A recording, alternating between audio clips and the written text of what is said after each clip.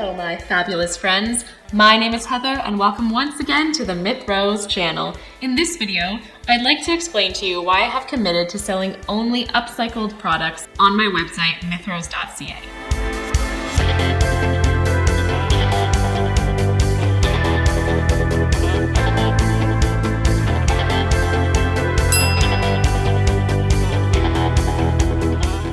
So if you didn't know, along with having a YouTube channel, I also have a website, mythrose.ca and mythrose.com. I own both of them.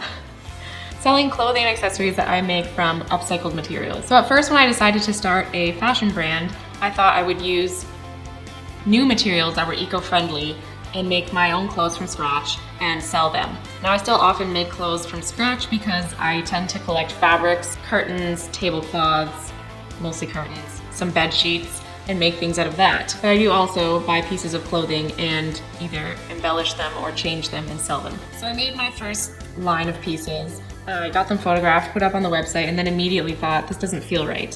And then I started researching the fabric that I'd used and different kinds of fabrics and their impact on the environment. And it turned out that one of the fabrics I had used was actually not environmentally friendly at all, but it was sold as such, and that was bamboo viscose. I also used hemp. Hemp is a lot better than bamboo, but the origins of my hemp were still non-transparent, so who knows how good or bad it was. So then I moved on to selling the patterns for the clothes I had designed instead. But it turns out I'm not good at that, and I don't really like it.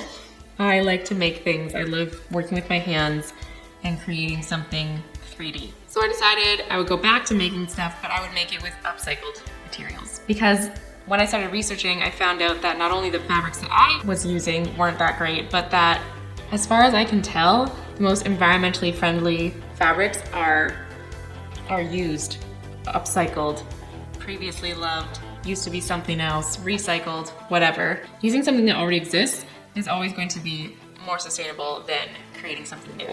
And so the only new stuff I use right now is glue, thread for the embroidery that I do, and the stabilizers for the embroidery that I do. What's great about using upcycled materials is there's always materials available. As long as there's thrift stores and people getting rid of stuff, I don't have a supply chain. The downside of that is that my supply chain is unpredictable and I can't make a lot of things more than once.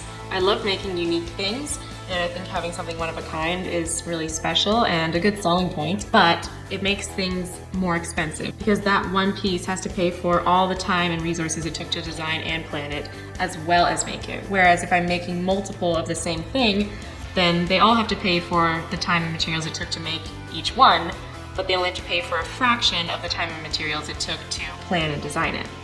So it's a bit of a trade-off.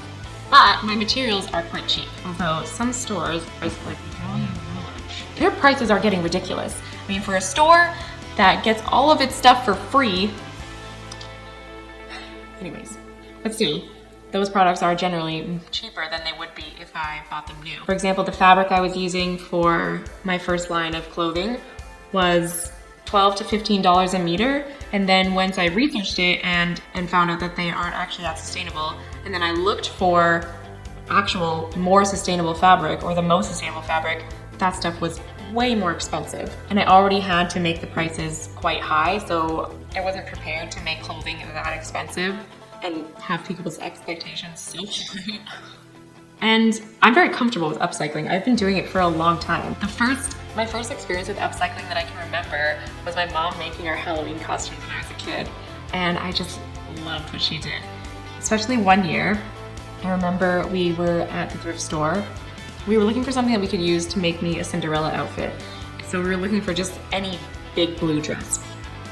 And looking, we couldn't find anything. And then I came across this dress that was yellow, and it was like this really shiny fabric with like a darker or lighter, depending on which way you look at it, pattern on it.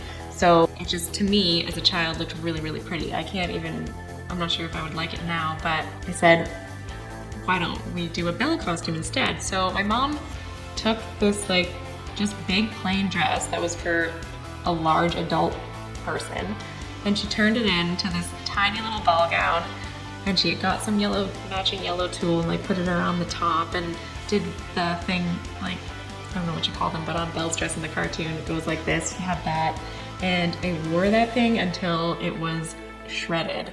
I wore it for like 4 Halloweens in a row, which I don't understand how I could because I was a kid and I was obviously growing. But I loved that thing. And yeah, since then I'm upcycling things and I love it. So that's also a reason. I just love to do this. And I love walking through a store and being inspired by what I see. And I love collecting supplies. When you're not using new things and you're reliant on a supply chain that just kind of spews out random stuff, you gotta collect and build up collections of things, like build up a collection of lace so you can offer people a lace skirt or lace pieces. Build up a collection of whatever, maybe some like sheer fabrics, so you can make something sheer. Or just a bunch of the same color or something, whatever. You need to collect, and I find that fun. I need to collect, and I find that fun. So to sum up, I basically do it because I like it and I think it's the most sustainable way to make new clothes. Don't forget to like and subscribe. Thanks for watching, and see you later.